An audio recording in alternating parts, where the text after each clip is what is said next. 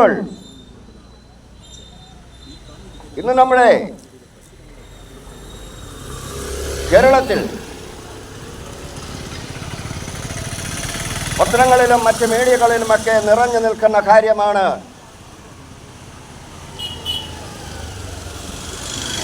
ഇരുട്ടിൻ്റെ മക്കളുടെ പ്രവർത്തനം.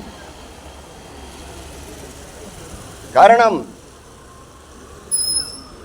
യേശു ശിഷ്യന്മാരോട് പറഞ്ഞ ആ കാര്യം, നിങ്ങൾ ഭൂമിയുടെ ഉപ്പാകുന്നു, നിങ്ങൾ ലോകത്തിൻ്റെ വെളിച്ചമാകുന്നു എന്ന്. അപ്പോൾ സൂര്യൻ ഉദിക്കുന്നു എന്ന് പറഞ്ഞതുകൊണ്ട് ഈ ലോകത്തിൻ്റെ അന്ധകാരം നീങ്ങിപ്പോകുകയില്ല. അത് നീങ്ങിപ്പോകണമെങ്കിൽ മനുഷ്യൻ്റെ ഹൃദയത്തിൽ ഉണ്ടായിട്ടുള്ളതായ പാപം നീങ്ങിപ്പോകണം. പാപം നീങ്ങിപ്പോകുമ്പോൾ മാത്രമാണ് അവൻ ഈ ലോകത്തെ കാണുവാൻ കഴിയുന്നത്. അവൻ്റെ ഹൃദയത്തിൽ പാപമുള്ളിടത്തോളം കാലം, അവൻ പാപത്തിൽ വസിക്കുന്നിടത്തോളം കാലം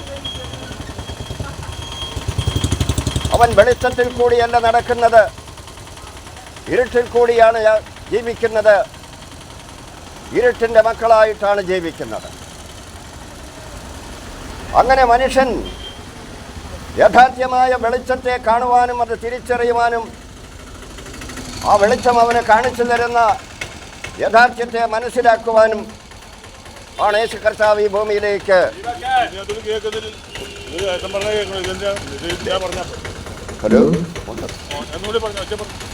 ഹലോ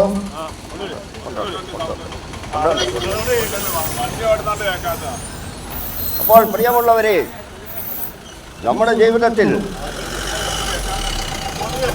നാം ഇരുട്ടിനെയും വെളിച്ചത്തെയും തിരിച്ചറിയണമെങ്കിൽ നമുക്ക് നമ്മുടെ ഹൃദയത്തിൽ ദൈവം ജീവിച്ചിരിക്കണം.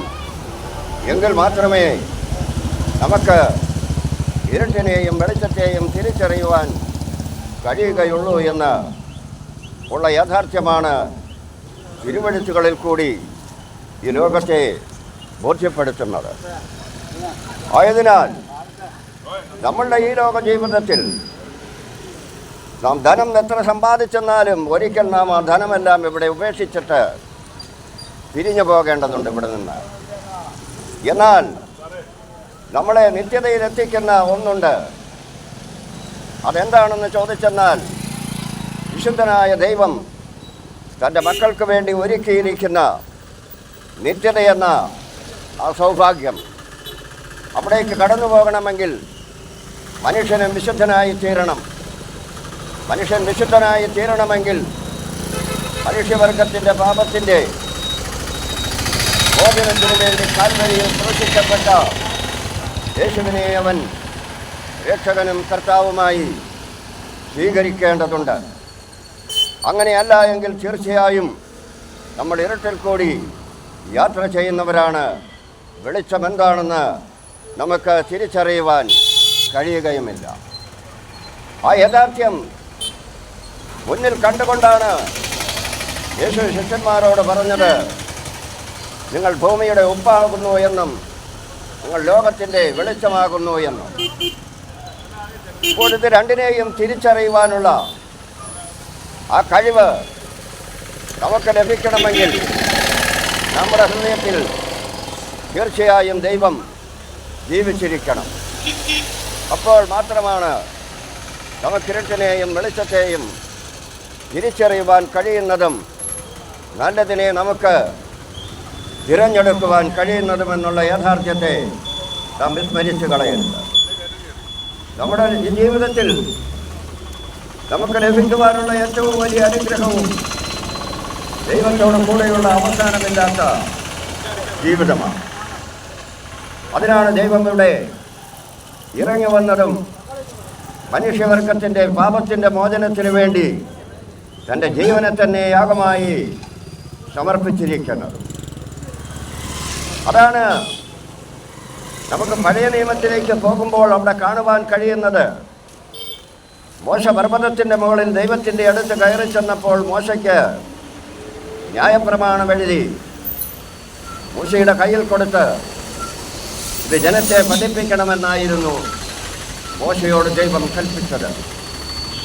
കാരണം ന്യായപ്രമാണമെന്ന് പറയുന്നത് പാപം എന്താണെന്ന് മനുഷ്യനെ തിരിച്ചറിയുവാൻ കഴിയുന്ന ഒരടയാളമാണ്. എന്താണ് പാപം? അത് മനുഷ്യന് തിരിച്ചറിഞ്ഞുകൂടായിരുന്നു. അത്തരം പ്രവർത്തികൾ ഇന്നും ഇവിടെ സംഭവിച്ചു കൊണ്ടിരിക്കുന്നതായി നമുക്ക് കാണുവാൻ കഴിയും. എന്നാൽ പ്രിയമുള്ളവരെ, പുതിയ നിയമത്തിലേക്ക് വരുമ്പോൾ ഓരോ വിശ്വാസിയും യേശുവിനെ രക്ഷകനും കർത്താവുമായി സ്വീകരിക്കുന്ന ഓരോ വ്യക്തിയും ദൈവത്തിൻ്റെ പ്രമാണമാണ്, ദൈവത്തിൻ്റെ വചനം തന്നെയാണ്. അവർ ദൈവത്തിൻ്റെ മക്കളായി എന്നും നിലനിൽക്കും. ആ അനുഗ്രഹമാണ് നമ്മൾ ഓരോരുത്തരും പ്രാപിക്കേണ്ടത് എന്ന് തിരുവചനം പറയുന്നുണ്ട്. അങ്ങനെയായി വചനമായി രൂപാന്തരപ്പെട്ടവർ, പുതിയ സൃഷ്ടിയായവർ, പ്രമാണമായി ഇവിടെ ഈ ലോകത്തു കൂടി വെളിച്ചമായി നടക്കുന്നവർ, അവരോരോ തീ കഷ്ണങ്ങളാണ്.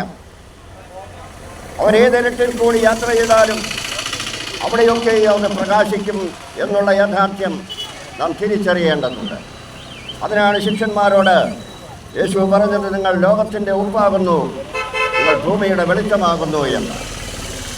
വിളക്ക് കത്തിച്ചിട്ട് നമ്മൾ പറയുടെ അടിയിൽ വെച്ചാൽ, അല്ലെങ്കിൽ പറയിൻ കീഴിൽ വെച്ചാൽ അതിൻ്റെ പ്രകാശം ആർക്കും കാണുവാൻ കഴിയുകയില്ല.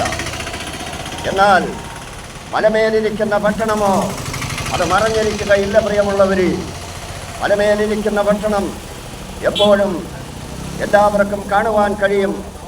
അതെപ്പോഴും പ്രകാശിച്ചു കൊണ്ടിരിക്കും. ആ പട്ടണത്തിൽ എല്ലാവിധ സൗഭാഗ്യങ്ങളും ഉണ്ടായിരിക്കും, അവിടെ സന്തോഷമുണ്ടായിരിക്കും എന്നുള്ളതാണ് ഇവിടെ യേശു ശിഷ്യന്മാരോട് പറയുവാനിടയായിത്തീർന്നത്. ആയതിനാൽ നമ്മുടെയൊക്കെയും ജീവിതത്തിൽ നമുക്ക് നേടുവാനുള്ള ഒന്ന്, അത് നമ്മുടെ നിത്യതയാണ്.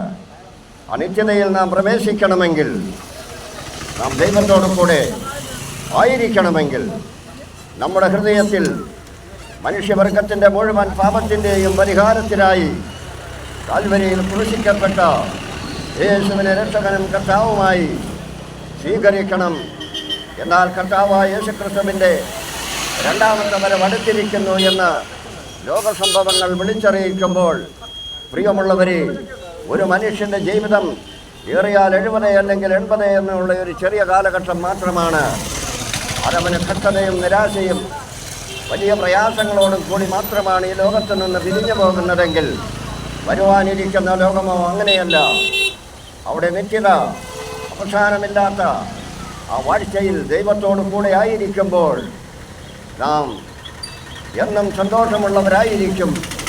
അങ്ങനെ പ്രത്യാശയുള്ള ഒരു ജീവിതം നമുക്ക് ലഭിക്കണമെങ്കിൽ, നാം നയിക്കണമെങ്കിൽ, നാം ജീവനുള്ള ദൈവത്തിങ്കിലേക്ക് നമ്മുടെ ഹൃദയങ്ങളെ സമർപ്പിക്കുകയും യേശു കർത്താവ് നമ്മുടെ ഹൃദയത്തിൽ ജീവിച്ചിരുന്നു കൊണ്ട് വെളിച്ചമുള്ള വഴികളിൽ കൂടി നമ്മളെ എന്നേക്കും തലമുറകളെയും നടത്തുകയും ചെയ്യും എന്നുള്ള യാഥാർത്ഥ്യം തിരുവചനം വളരെ വ്യക്തമായി തന്നെ ബോധ്യപ്പെടുത്തുന്നുണ്ട്. ആയതിനാൽ ഈ മാർക്കറ്റിലെയും ഇവിടെയുള്ള സകല ബിസിനസ് സ്ഥാപനങ്ങളെയും വാഹനങ്ങൾ ഓടിക്കുന്നവരെയും ഒക്കെ കർത്താവ് ധാരാളമായി അനുഗ്രഹിക്കട്ടെ എന്ന പ്രാർത്ഥനയോടെ ഞാൻ എൻ്റെ വാക്കുകൾ ഇപ്പോഴിവിടെ അവസാനിപ്പിക്കുന്നു. ദൈവസാന്നിധ്യം എപ്പോഴും ഇവിടെ നിറഞ്ഞു നിൽക്കട്ടെ. അത് വലിയ അനുഗ്രഹവുമായി തീരട്ടെ.